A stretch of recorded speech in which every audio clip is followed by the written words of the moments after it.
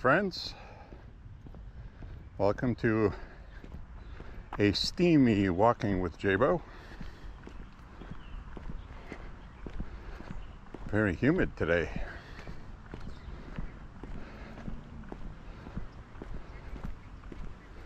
Not as humid as it is for you people down south, but humid nonetheless. And I am overdressed for walking today, which is unfortunate. I'm wearing a long sleeve with a t-shirt over it, and I'm going to regret that very shortly, I'm sure.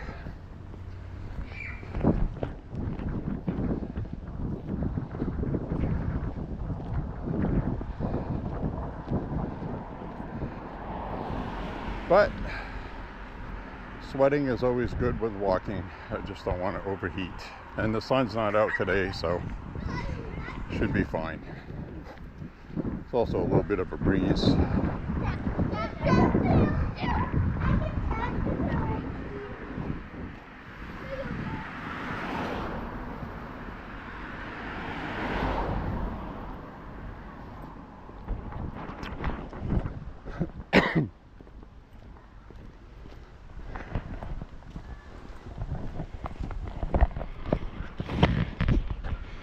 So my friends,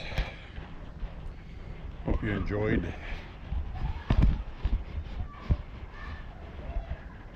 the walk up by the lake on the last walk.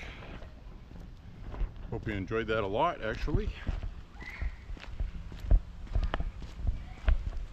Today we're going to be taking a route you have seen, even though the beginning of it is part of a different route that you've seen. I had to run an errand first. So today I watched President Trump and the crew that was there unveiling the new flagpoles at the White House today. The big, beautiful flagpoles for our big, beautiful president.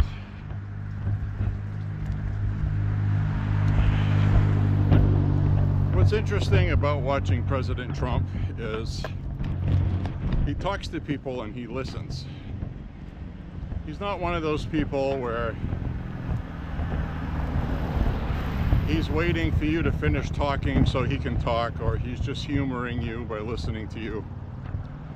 He actually listens when people talk to him. And you can readily see this in most of the behind-the-scenes conversations that end up on camera, like today's flag raising, where he's talking to reporters and he's telling them things like, oh yeah, they're about $50,000 a flagpole, because he was asked if he was paying for it, and he is. That's just for the flagpoles. It's not the cost of installing them. And then he says, yeah, it goes in about 9 feet in the ground, and you have to make sure they're straight. And he said these will get filled with sand to make them stronger, and it'll actually allow it to flex better because it's all in sections, and you got to have that. Then he starts to describe what kind of sand they use. Non-corrosive. It's like a pure sand, he said, which is pure silica. And so, you know, he's describing all of that. Just off the top of his head while he's talking. So he was listening to people, you know. Very interesting.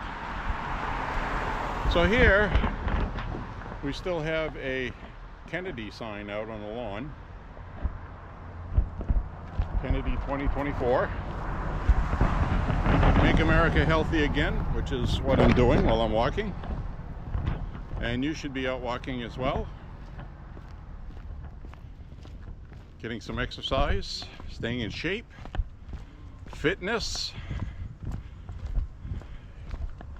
Healthy living is long living. hopefully, God forbid, God willing, I should say.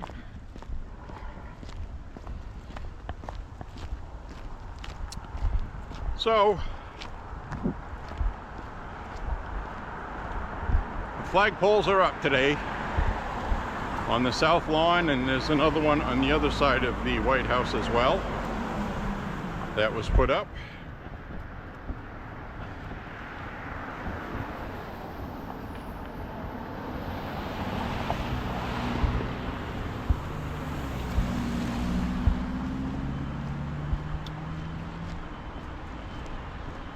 We have some construction going on down this way. I'll flip the camera back around momentarily. I just wanted to say hello to you.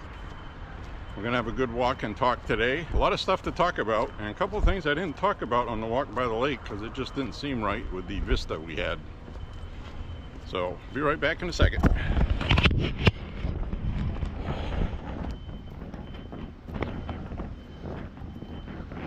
We're going to watch the construction people doing construction,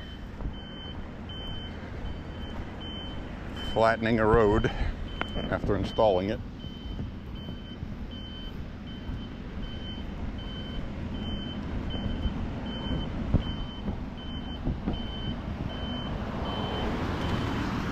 Brand spank-be new asphalt down that a ways.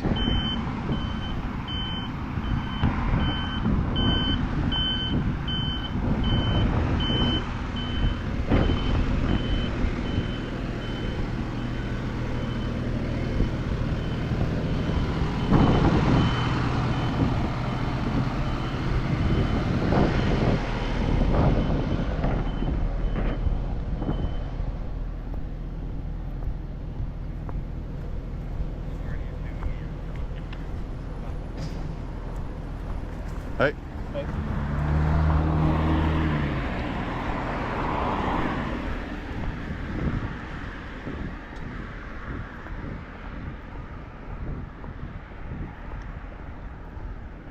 Somebody graduating here, 2025.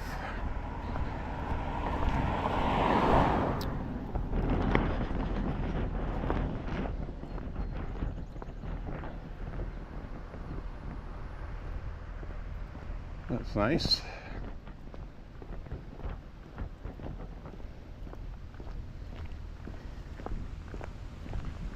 Very mild today. It's overcast and it's in the upper 60s, 70 degrees. It feels warmer than 70.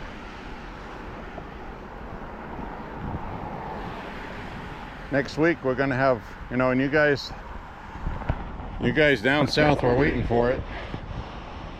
Next week we are going to have some real heat. What do I mean by real heat? I mean real heat. As in heat that's even hot for you guys. We're gonna have mid to upper 90s for some of next week. I'll tell you ahead of time, those will be night walks for me. I'm not gonna walk out in the daytime when it's 100 degrees and humid. I'm sure you can relate and understand why.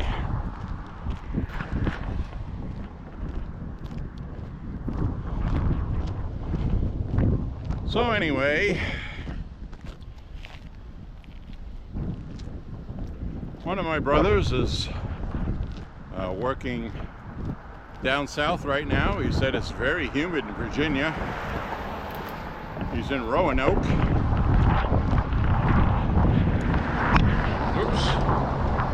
Didn't mean to have you fall off to the side like that.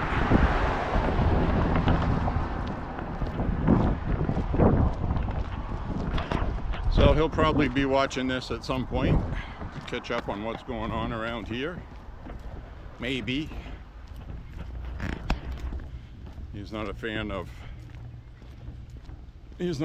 my long walks because I understand people don't want to sit there and watch an hour and a half to 2 hour walk. Well, you can fast forward on YouTube. These friggin' gnats, jeez, them. Bugs.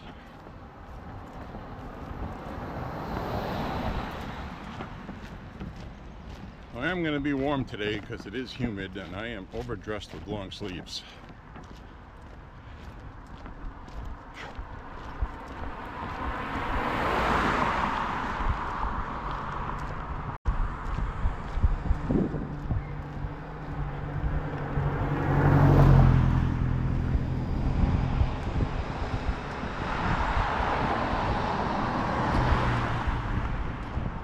Now another brother of mine made plans for tomorrow night to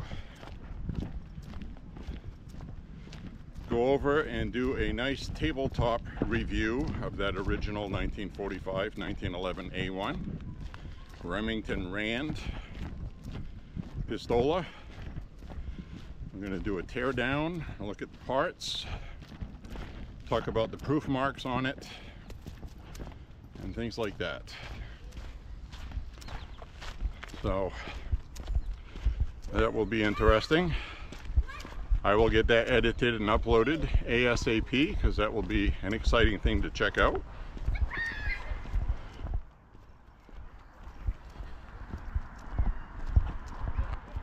I had to do kind of a haphazard review in the back of a truck.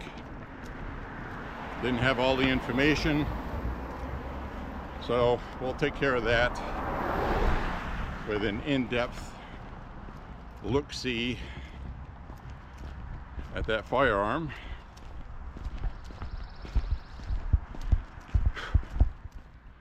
Bugs!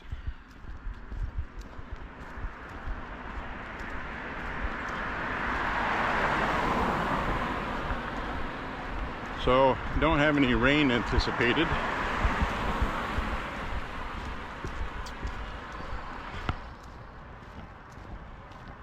This came in after the front, this meaning humidity.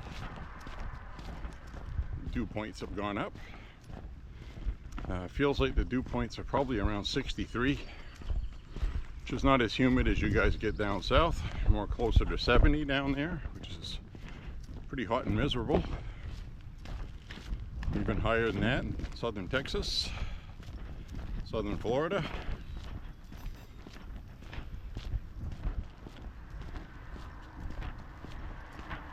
I am a Franco-American from Maine. I'm not built for that.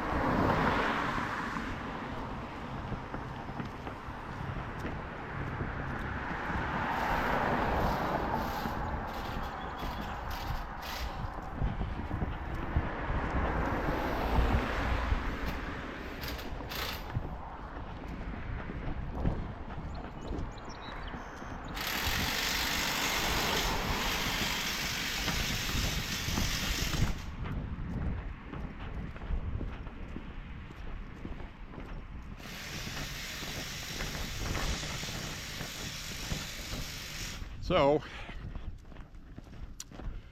I'm going to march on. I'm wearing a Primus shirt, so I should do like their song, Fish On. Just listened to that album recently.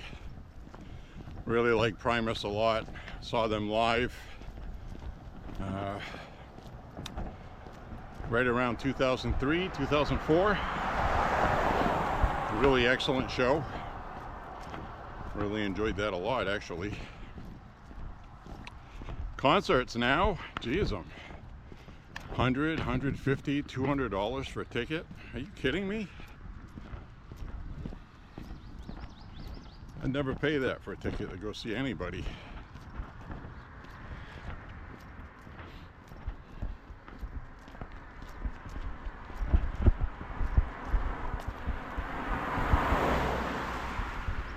I'm going to flip the camera around. This is my first steep hill that I run into.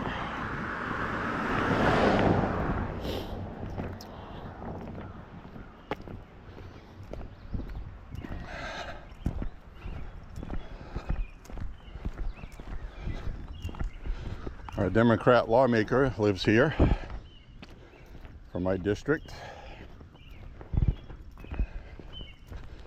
He voted against the transgender silliness, but he voted in favor of stealing our gun rights.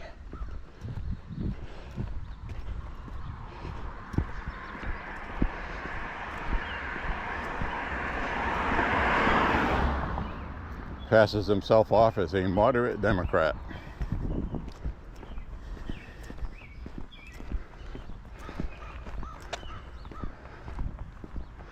Who was going to retire, but it was clearly evident that if he did that, the Republican would win this seat, and his party that threatened him for voting against them because he didn't care because he was retiring, finally did something good by voting against the trans insanity. They punished him. And then they asked him if he could run because they didn't want to lose the seat to a Republican, which they would have.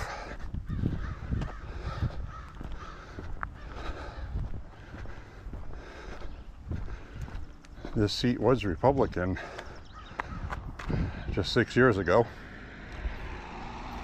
You can see how hazy it is out in the distance.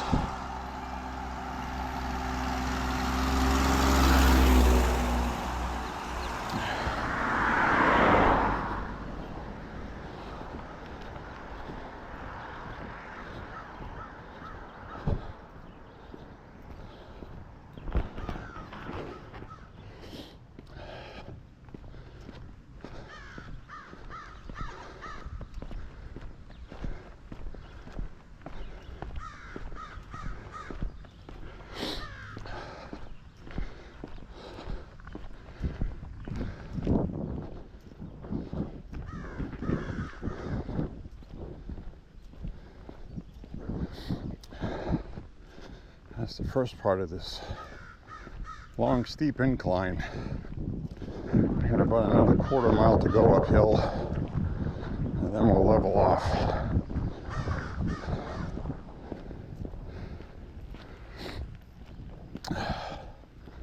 So, I want to remind you that turn the camera around. I want to remind you that the 5.7 by 28 Ruger 57 handgun review video is up.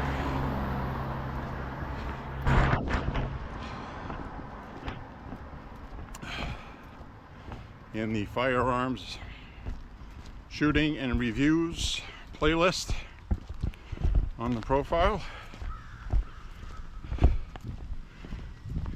Can't say enough good things about that round and the Ruger 57 handgun. What a beauty. What a beautiful handgun to shoot. Found out lots of things about that round. You can go deer hunting with that round. You have bullets designed for that. There is armor piercing type bullets, regular full metal jacket, hollow points, pointed soft points. There's all kinds of things. That handgun would be good for shooting water jugs with soft points. Problem is, when you start getting into the good ammo, it starts getting expensive. Cheaper to buy 30-30s or 223 pointed soft points. But it would be fun and it would be effective. It's got the velocity.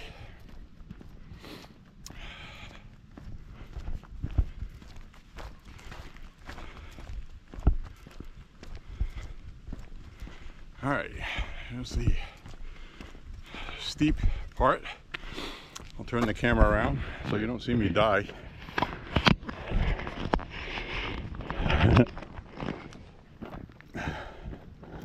If you see the camera just lying there filming the sky, you'll know J.Beau didn't make it.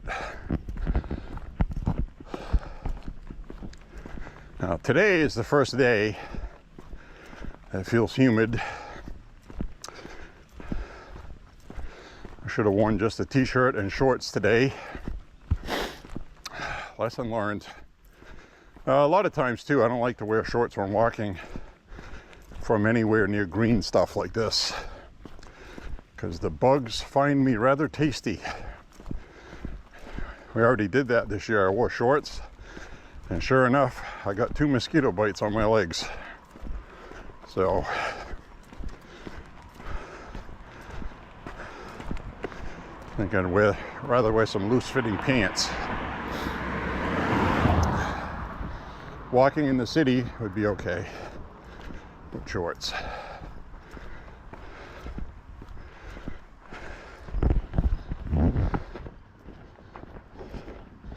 So President Trump was funny today at the flag raising. He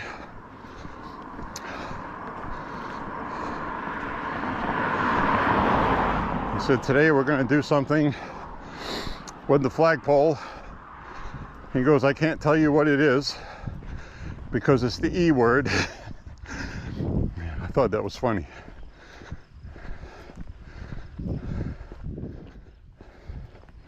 He was attending an erection. A flag erection, a pole erection. And if he said that, that would be in all the media. So he didn't say it. It was funny.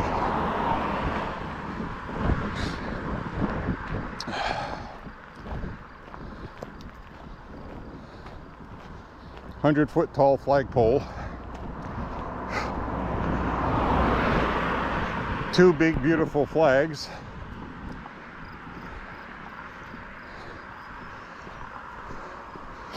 Now when you see the initial photos in the media, they're probably going to comment on how plain and lame it looks, blah blah blah. I even saw one camera crew's coverage. Whew, this hill gets me going every time. Where the flagpole looked like it was leaning off to one side. So I'm sure the media is going to screen cap that and say the flagpole is crooked when it isn't. It's actually the lens they used.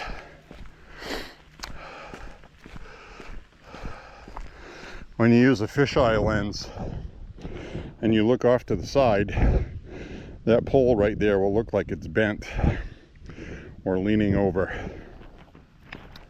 So that was the video clip I saw online, and I already know somebody's going to screen capture an image from it and put it online. Trump's flag is crooked. These people really have nothing better to do than take things out of context.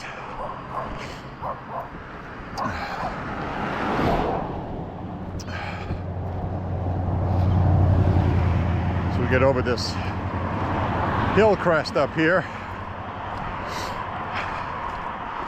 Turn the camera around. Now I am sweating profusely. My eyebrows are wet. It's about ready to start dripping down my nose. Hopefully I'll catch a nice breeze here at some point.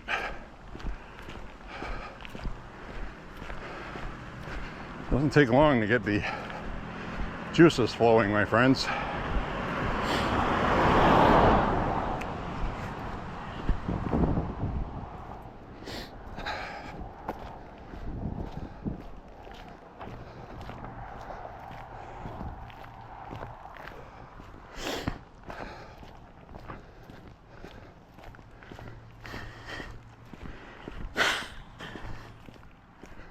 I hear a car coming behind and one ahead, I think. Yep.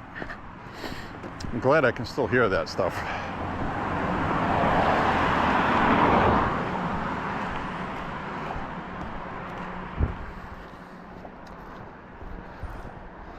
And if you've asked me why I don't wear headphones, usually I get asked, what do you listen to while you're walking?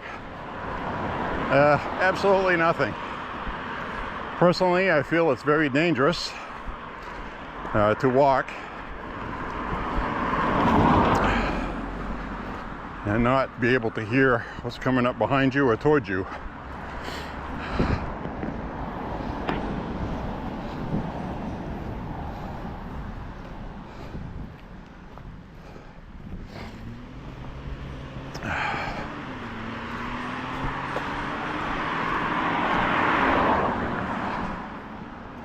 There.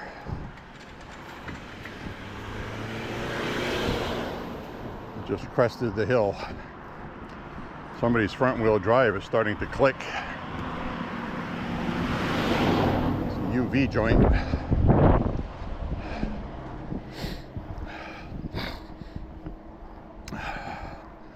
They're about to have mechanical problems. Problems!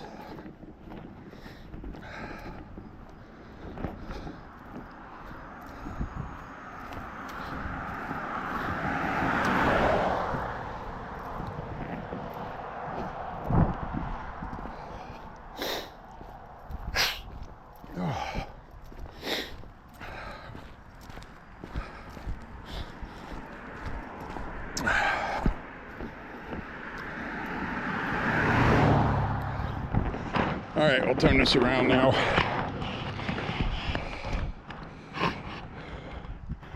Phew. Hot damn. I'm saturated with sweat. My whole body's wet right now with sweat. All right, so what am I going to talk about right now? Well, I'm going to talk about Republicans and the Republican Party.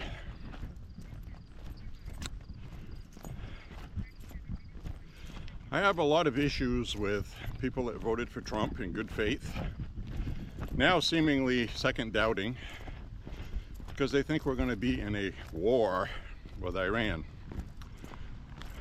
It's not going to happen. He campaigned on no more wars. He's not going to do that unless Iran invades Israel. So, helping Israel destroy Iran's nuclear capabilities is okay with me. Iran is issuing the usual threats they've been issuing forever and a week, and I'll reiterate why that doesn't matter shortly. But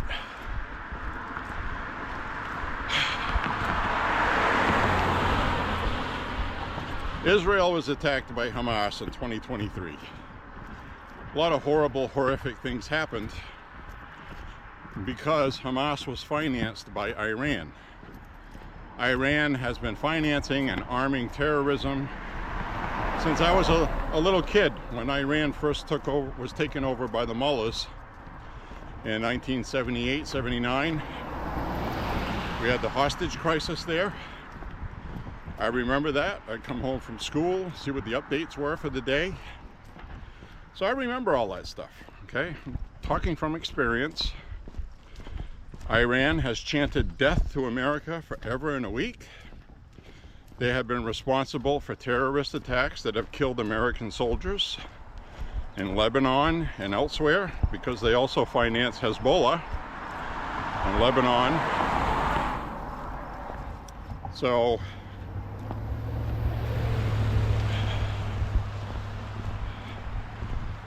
this is a long story that is coming to a head right now with a president who has the gonads to do something about it, but we're also going to stay out of a war, okay? Iran's Air Force right now is non-existent. It's been taken out. And the biggest part of this whole operation that the media doesn't talk about, because then it'll make what Trump's talking about not as serious, with regard to making Trump look like a war. See, they're trying to get Trump's base to turn on him. That's what they want. That's the Democrats and the media. So all the crap that they're going to spew is all going to be geared towards, I thought Trump didn't campaign on, I thought he campaigned on not having war. What's he doing? So what they're not talking about is the initial first strike by Israel on Iran, and how incredibly devastating it was to Iran. Israel had planned it out, probably for years. If they ever had to, this is what they would do.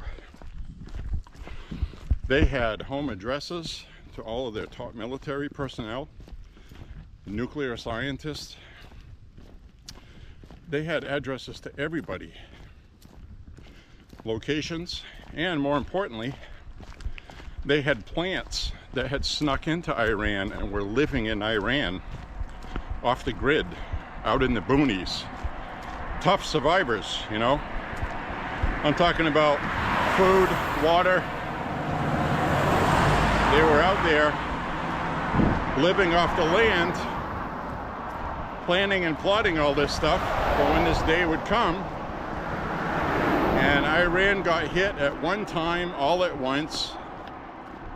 Their top echelon of their military was all assassinated. Their nuclear scientists were assassinated. And critical infrastructure, Iran needed to respond in retaliation for the military was struck. Their air force was decimated. And this all happened with surgical, strategic planning by Israel's intelligence agencies, who I've told you on this walk many times are the best in the world. However, just because Israeli intelligence says that Iran has the capability of producing a nuclear bomb within weeks, doesn't mean it's true. And I'll explain why. Because, as we see this nice car go by, because Israel knows that it has to fight Iran at this point. They waited long enough. Trump asked the Israelis to lay off for 60 days while we work out a peace deal. He made it very clear to Iran that you need to do this within 60 days, otherwise it's out of our hands and you're not going to have a deal. Iran didn't seem to take that seriously. And now they would like to have some kind of deal, and it's too late.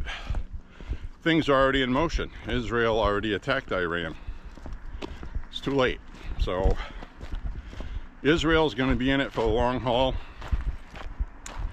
Now here's why I say that maybe the Israeli intelligence, who are going to do what's in the best interest of Israel, isn't being completely honest with us with that, because they need the United States to finish off Iran's nuclear capabilities, because Israel can't do it. They don't have what they need. They haven't had the training. The United States would have to do it. It's a very precise operation, and each one of these bunker busting bombs goes down 200 feet and then explodes. So it goes into the ground 200 feet, then explodes. Now, Iran knew about this when they built their facility, so they probably have these reinforcements every so far down to help stop one of those bombs from going that deep. So the United States leads the world in these bunker busting type weapons, which were developed out of necessity with all the mountain and cave fighting we did in Afghanistan. We learned a lot. So what they do is these are precise guided munitions. They don't just drop it out of a plane and hope it hits. It's guided. It lands where you want it to. So you drop one, it makes a 200-foot hole and explodes. And then you drop another one behind it, it goes down another 200 feet. And you can keep stacking them on top of each other like that. You can keep stacking them on top of each other until your objective is achieved. But we don't know what they have reinforced their bunkers with. The bunker we're talking about, I'm not sure when it was built. It may have been built before we had this technology or concept, or it may have been built during it. So we don't know exactly where they are in the defense for that. But I do know that the United States more than likely is going to get involved with destroying their nuclear program, because we're going to have to. And President Trump knew that when he okayed Israel attacking Iran, because Iran, just simply put, Israel is going to need the United States to do that.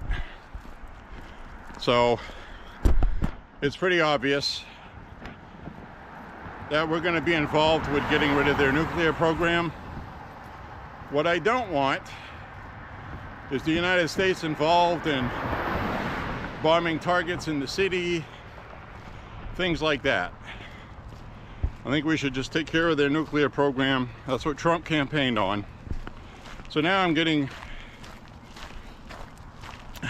to the main point of this. Sometimes it takes me a while, forgive me. But President Trump, at every single rally that I can think of, said emphatically, so this is no secret to anybody, nothing new, nothing shocking, that Iran will not be allowed to have a nuclear weapon. And when asked what he meant by that, he didn't really elaborate. He just said they're not going to have one. Peace through strength. Now, peace through strength means you use your strength as a deterrent and the other side will just stop. Like he just did with Pakistan and India, who are going at it pretty good. India and Pakistan both have nuclear weapons. Things were starting to get out of hand. So Trump put the kibosh on it and said, basically, if you guys do this, you're not going to have any trade with the United States and you're going to lose billions of dollars. So, and they stopped. That's an important thing. So now with Iran and Israel, Trump said Iran is not going to have a nuke. Now we know for years and years and years, Iran has promised to destroy America. They have issued such threats, which, okay, it's just propaganda. They don't have the capability. I'm just telling you what they said, because you're going to have that faction of Republicans say, are you kidding me? Are you falling for that ballistic missile crap? They're not going to be able to nuke our cities from there. That's true, okay? At least not by missile. So what I'm saying is, they have promised for a long time to launch missiles at the United States with nukes. We're going to destroy America. Death to America. They've been chanting that for a long time, and they're chanting it because they mean it. So, death to Israel, same thing. Death to Israel, death to America. So, they're religious fanatics. Martyrdom, okay? Martyrdom. Unfortunately, the mullahs in Iran are extreme radical religious fanatics, which is why they put gay people to death and they give women the death sentence if they're even accused of cheating on their husband. They are really bad, okay? So, I have personally seen online, because I like heavy metal, Iranians that live there that have to heavily soundproof themselves out in the middle of nowhere, and they actually have scouts watching just to play heavy metal music because they want to play heavy metal. So they're very strict, and the people are about ready to turn on their government, which is what I hope they do. But anyway, so here's a very important thing to keep in mind. Iran has financed terrorism against the United States in the past. They have supplied weapons that have killed American soldiers. So we remember a couple of missile launches into Iraq at an American base. Remember that? So they have the willingness and want to do it. They have promised to do it if they ever had it, a nuclear weapon. So I don't know why people are sitting around questioning what Trump is doing right now when he campaigned on it.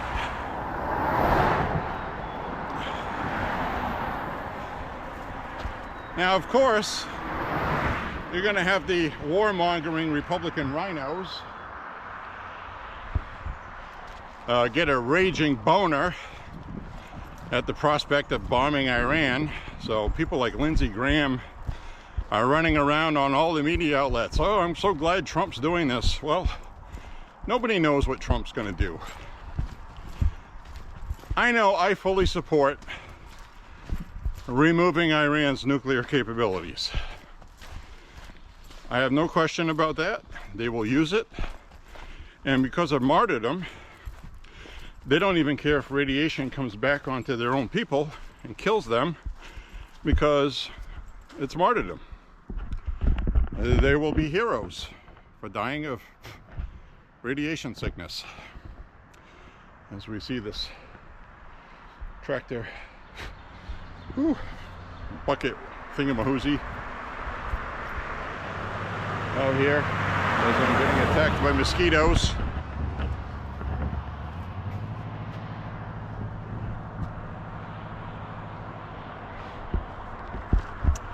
I'm going to cross the road here. So I have no doubt that Iran would use a nuke. What would they use it on? Well, they don't have missiles that they can launch. They claim to. They claim to have missiles that would reach the United States, but I don't believe that for 2 seconds. And even if they did, pretty sure it would have a way to shoot them down with our submarines and ships on patrol. Because I don't think Iran would be able to shoot a whole bunch of nukes. I guess is my point.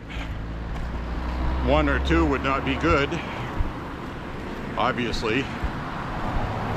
And again, Iran would know that we would retaliate, but there you have religious fanaticism again with martyrdom.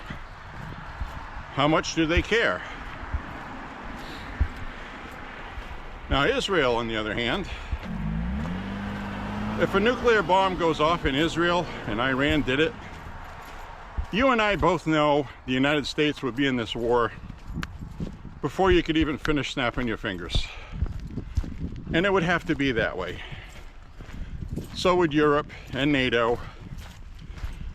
Iran would have to be dealt with harshly by everybody, whether they like Israel or not. It would no longer be an Israel thing. It would be a rogue country just detonated a friggin' nuke. So the other point I'll make, and this is very important, and this is the real danger. There are 40,000, okay, 40,000 U.S. troops and peacekeepers in the Middle East on different bases, strategic places that we need to operate from in case in the event something really bad goes down. And they're all on Iran's target list for missile launches and nukes. So this is serious stuff, okay? It's not a game. And things are getting hairy. And I commend for President Trump for putting the brakes on, slowing down. He gave Iran 60 days. He's given them every opportunity to avoid their nuclear program being removed. Iran said today and yesterday that any attack by the United States on their nuclear program or Iran itself will be an act of war, and they will go to war with the United States. Well, those are a lot of words. They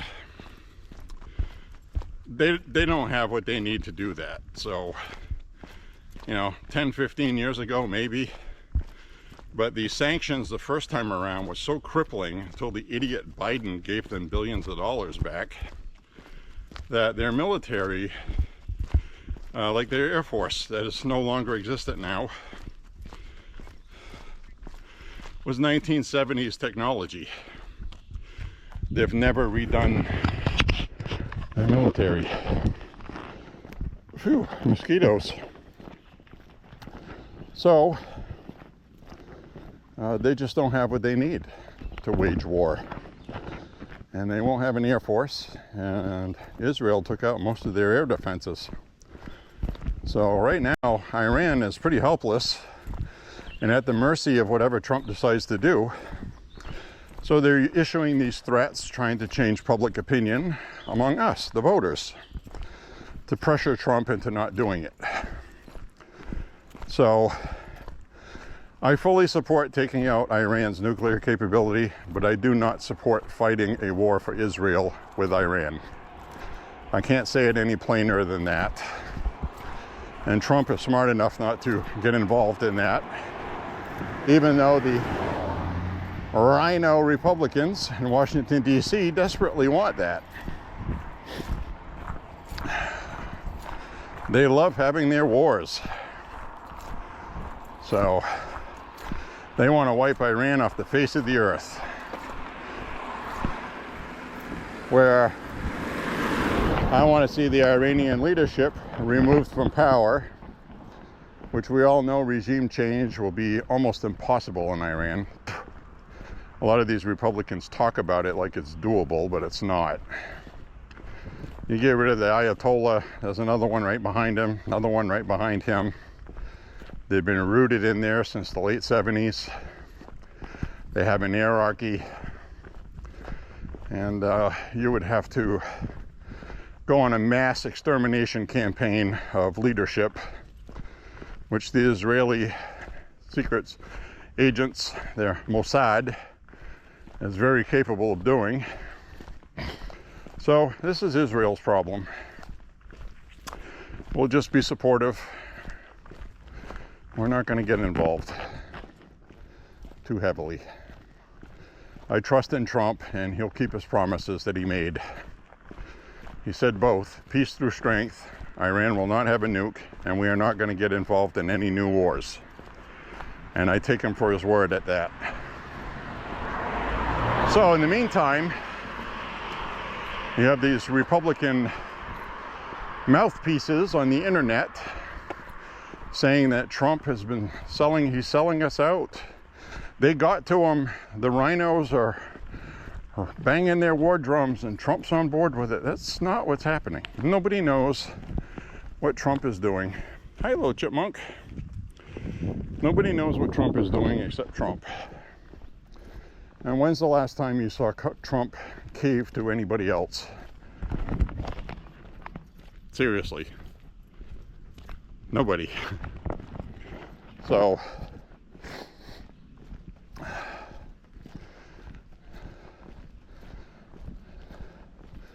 this is a fundamental chance right now to change the Middle East for the better. Once you get Iran out of the way, the Middle East will prosper. There's a lot of countries that are ready to put all this behind and start being civilized and getting on with things, like Bahrain and Saudi Arabia and all these other Middle Eastern countries that have been doing very well with tourism and investments and business. The Middle East is about to break open as one of the biggest AI technology centers in the world. And we need Iran out of the way. So there's a lot of Iranian religious ideology involved in that, where they want everybody, like the Taliban do, to live in caves the way God intended, with woman serving man as basically just something to breed with. And the Iranians are pretty much the same way. Now the Iranian people, on the other hand, have been oppressed, and a lot of them are waking up and they don't feel like this is how they want to be. So I think it's a matter of time. We'll just carefully approach liberty, freedom, democracy for Iran. The mullahs are the problem, not the Iranians. And I don't want to see Iranian citizens getting killed. And, you know, a lot of people in Palestine were killed, innocent civilians. And that's really unfortunate. But, and here comes the but word, to be fair, many of them want the United States wiped off the map, and Israel too. And they were brought up that way, indoctrinated, and they only know basically what they've been told. So they don't know a lot of things. It's kind of like how the Japanese were in World War II. They had an emperor, and I don't think they fully understood how the rest of the world worked, because they were set in their ways with a cult-like kind of thing. And with the Middle East, a lot of it is these hardcore, radical, religious Muslim fanatics. So we'll see what happens. Now the Republicans, as I was saying, are very good at conspiracy theory, chicken little sky is falling stuff, and that's why they sometimes affectionately get called Repanicans. Republicans like to panic because, as I've said on this walk many times, Republicans have been used to losing to Democrats, always fighting uphill, punching uphill all the time. And then when they get to the top and realize that we're the biggest cats in town, they don't know how to deal with it. The mindset is always the sky is falling. Something's going to go wrong. Instead of taking the power that you have and doing something with it. And that's what Republicans are doing right now. They'll figure it out because Trump knows what's going on. Speaker of the House, Mike Johnson, has his head on straight. There's been a lot of people complaining about him. But I'll tell you something. The United States Congress is the biggest body. And Mike Johnson's job is to get 174 or 75 of those Republicans. And the reason why I say that is there's 25 to 30 of them who will go right along party lines. But we have more of the independent people that represent their districts. Some come from very red districts, and some come from blue districts who manage against all odds to win their seats.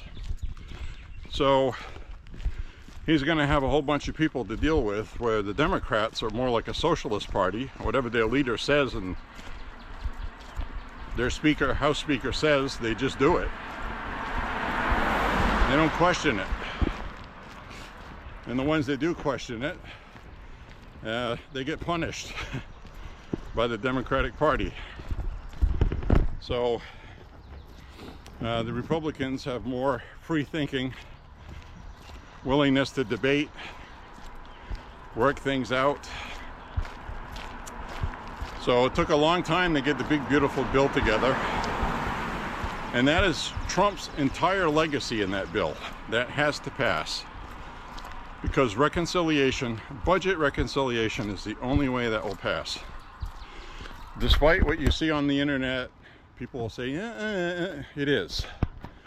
Because they did something bold, put everything in one bill. One big, beautiful bill, because that's what Trump wanted. He didn't want two separate bills. Because when you start breaking the bills down into more bills, you make two separate bills, one passes, and then something you needed from the other one to finish off what passed doesn't pass. Now what do? Now you have to make another bill. It's going to take 60 votes to pass it because of the filibuster that the Democrats have. So budget reconciliation, you need the majority of 50 votes plus 1 to pass something. So that's the way to do it.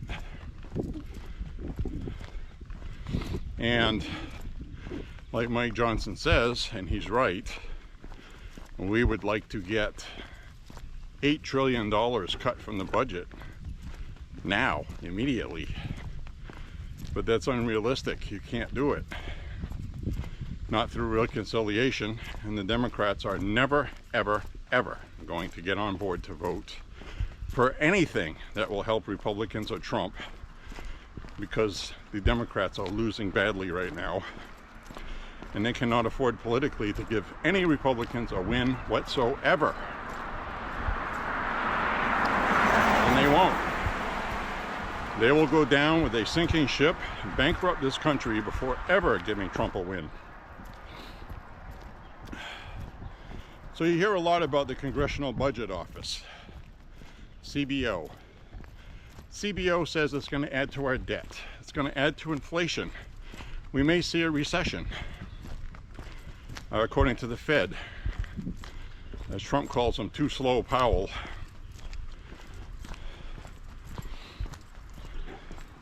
Congressional Budget Office has been wrong since before Ronald Reagan. Every time, because they don't take into account economic growth from tax cuts, for one thing, because that's not their job to figure that out. They're a Congressional Budget Office. They just have the budget. Okay, if we go from this to that, well, we're going to increase spending. It's not a spending bill. It's not going to increase spending in the sense that it will add to the debt, because now you have tariffs coming in at levels that I don't think the CBO even understands yet. And it's just starting to come out how much money we're really taking in. One part of the Treasury was shocked. They're trying to find out where all this money is coming from. It's coming back into the country. They can't even keep track of it. So the tariffs have been a huge success. And it's going to keep adding on. So keep that in mind. Then throw in the tax cuts, which will keep the tax rate the same as it is, plus give new tax cuts. That's going to jolt the economy like it did before. It did for Ronald Reagan. It did for Trump in his first term, and it will again. And all you're going to see in the media is trickle-down economics, trickle-down economics. That is an old talking point which hasn't proven to be valid. In fact, it's been the opposite. Wages have gone up for people. Cost of living has been easier to deal with, has been better for people. If you're cutting taxes, you're giving people more of their money back. Period. There's no way you can construe that as being a bad thing. Tariffs are going to take up the revenue lost by the Treasury from the tax cuts. Deregulation is going to get booming, the economy booming, and businesses going. All businesses, big and small. So this is that period Trump was talking about. We're going to have a period where things are going to be a little wild, but he's investing long term. And I explained that to you, that when you're a business, you don't invest in your business for something for 2 weeks from now. You invest long term. What is the best long-term financial plan for my business? So you plan ahead for that. And it may mean, well, geez, I got to sell this, I got to sell that, I got to go rent a new place to put my business in. But long term, that's the best thing I can do for my business to succeed.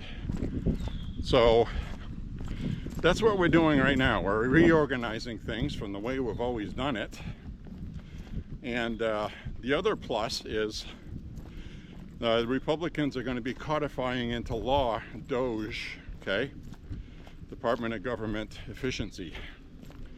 And the algorithms that Elon Musk used, because people weren't able to do it. We didn't have the technology to do it, and nobody knew how to really check where all the money was going. Now we can check, and we're finding a lot of ridiculous foolishness that nobody knew about that was going on because they knew they wouldn't get caught. At least they thought they wouldn't.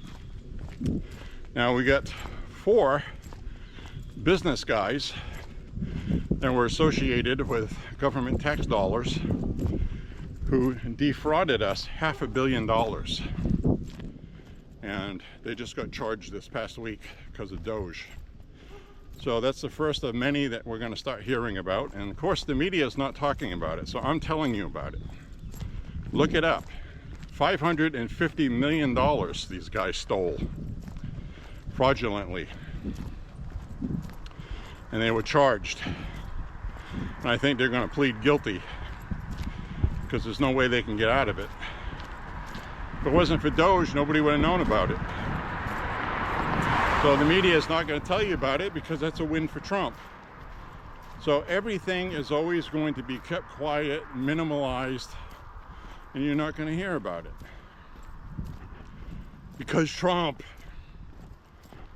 So I go out of my way to find all this information because I don't follow the media, I don't follow the narratives. And you can always tell what the media narrative is because you can see what everybody's talking about on the internet for that specific day. It's like you're scrolling through posts and you're like, why is everybody talking about that?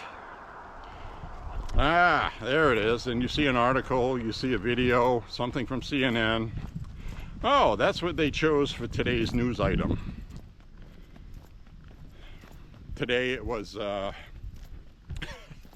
had to laugh. I was watching part of the committee hearing for the Defense Department, and they were grilling Pete Hegseth, and they kept bringing up the same talking point. Every single Democrat that started speaking brought it up, pretty much. Do you support a president who said that he would shoot protesters in the legs? I'm watching this, I'm like, where the hell did that come from? Oh, it was that Esper guy that Trump had in the White House on his previous term, who Trump got angry with and fired him because it turns out he was probably leaking information to the media because he was in the White House working for Trump and sabotaging him. So Trump fired him. And consequently, I mean, look at this beautiful, soon-to-be baled hayfield. It's almost tall enough to get baled. This Esper guy wrote a book and said that Trump said, gossip, gossip, gossip, Trump said, he asked me, he goes, why don't we just shoot them in the legs? Could we do that? So this guy is a disgruntled employee putting salacious commentary in a book to sell books to people who hate Trump, and the Democrats are using it as some sort of proof and evidence that Trump wants the military to show up at protests and shoot protesters because they were upset that the military was getting Marines together to send into rioting in Los Angeles. So this is right out of their playbook of crap they like to do. And over here we got a garden going in. Look at this.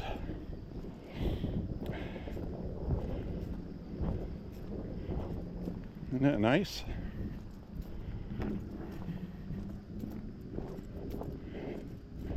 It's like tomato plants. A lot of people grow tomato plants, probably because they're pretty easy to grow and they give you a lot. You can get a lot of tomatoes off of one vine, one plant. So anyway, the Democrats are that desperate, they embarrassed themselves today. Elissa Slotkin out of Michigan was one of those, and she won a race as a Democrat in a very incredibly red Republican district. I'm very surprised that she tried to do that. And, well,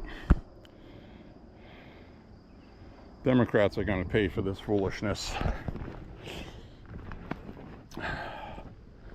Now, Mike Johnson, just to give you guys some good news, says that, you know, he gets ridiculed for this, but he goes, I know what I'm talking about.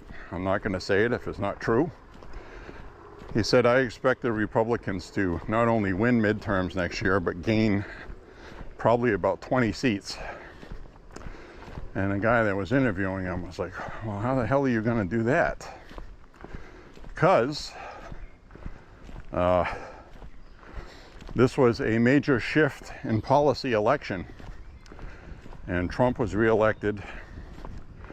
And many blacks, Hispanics, Asian Americans, and a whole bunch of people have left the Democratic Party. They voted for Republicans, and he said, all we have to do is pass what we said we were going to do, and midterms next year will be because we showed them what they voted for, did what they voted for, and they will vote for us again. And he said this was very similar to what happened when Ronald Reagan was elected in such a big landslide after the 70s. He kept his promises. So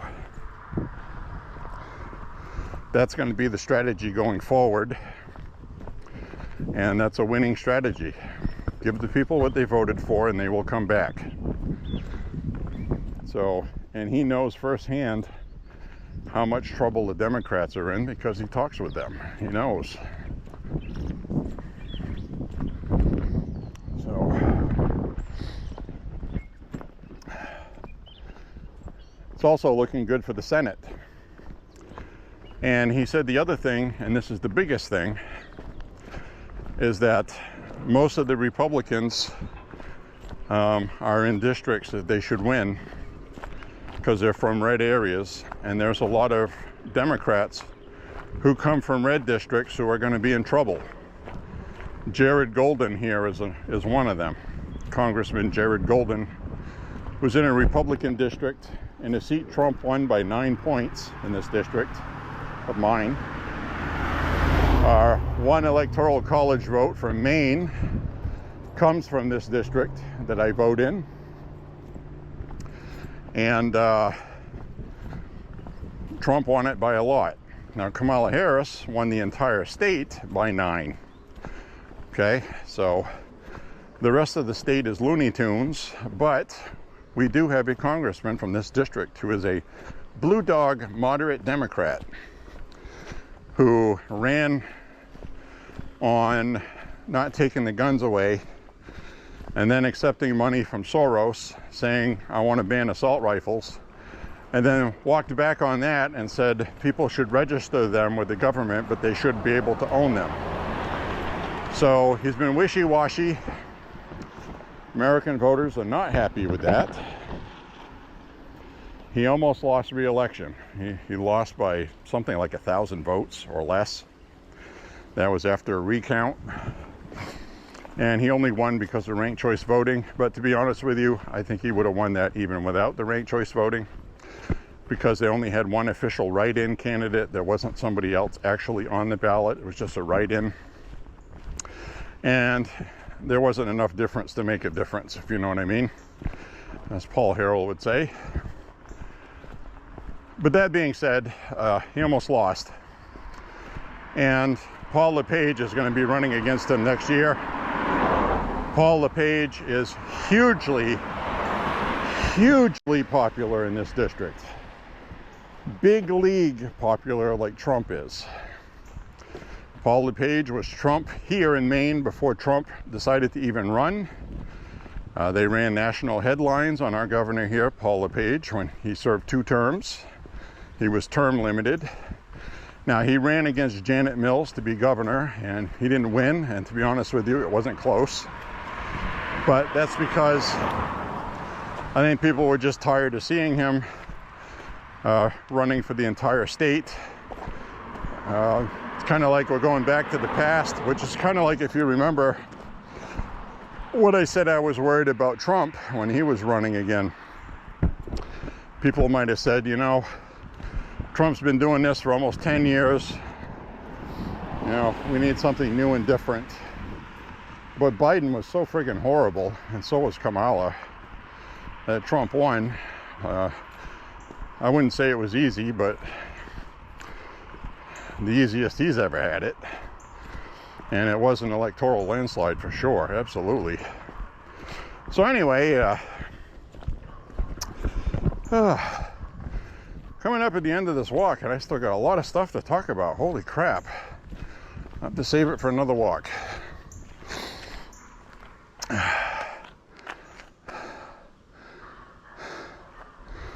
Anyway, we'll be winding this down here. Let's see how much battery. I might have enough battery left to finish this. I got a couple batteries in my pocket, so we're covered. But anyway, hang in there, my friends. We got this. I think you passed a big, beautiful bill that will change politics in DC for at least the next 10 years or more, kind of like what Ronald Reagan did. The Democrats have shot their wad. They're out of ammo. Plain and simple. They have worn the public's trust down to the nub with stupid, ridiculous policies that they don't want to give up. We just saw 3 Democrats here this past week vote with the Republicans to ban trans women from women's sports. Something you would not have seen a month ago. This has been so much backlash for Democrats that they're trying to find a way to abandon that neo-Marxist socialist bullshit, and they can't get away from it because they have indoctrinated their entire voter base. They have no way to explain to them that we can't be doing this anymore when they went out of their way to say all the stuff that we've heard them say in favor of it. That goes for climate change, that goes for all of it. They went full-blown neo-Marxist, and now they're going to pay for it because that won't work in America. The American public has rebuked it. They don't want it. And the Democrats are going to have to find a way to change their messaging before midterms next year, and I don't think they'll be able to. They don't have a leader. They don't have anybody like a Trump to come out. They have Pritzker, Newsom, the usual suspects that are radicals. Pritzker has been very vocal about trans women using women's ladies' rooms, banning assault rifles unconstitutionally, which that's going to come to an end soon as well. I'll save that for another walk. Supreme Court of the United States is about ready to wipe that off the map. The Department of Justice just sent an amicus brief on the Illinois assault rifle ban and assault rifle bans in states like California that is unconstitutional, and you cannot ban a common use weapon as ruled in New York versus Bruin. The Bruin decision, I've told you a million times on these walks, that's what's going to undo the Democrats' gun control stuff. Supreme Court has already ruled on it. Common use item. AR-15 is the biggest selling rifle and most common in the United States that people use to protect their land, protect their animals and livestock from predators, protect their families, and it's in common use. It is illegal to ban it. Just a matter of time, and that is coming shortly as well. Everything that the Democrats have been trying to do is coming unglued, bringing in all these illegals. What the illegals do is, the illegals can't vote, but they get counted in the census. And when you have thousands of new ones in your districts, Well, that adds extra representatives in Washington, D.C. for Congress and your state legislatures.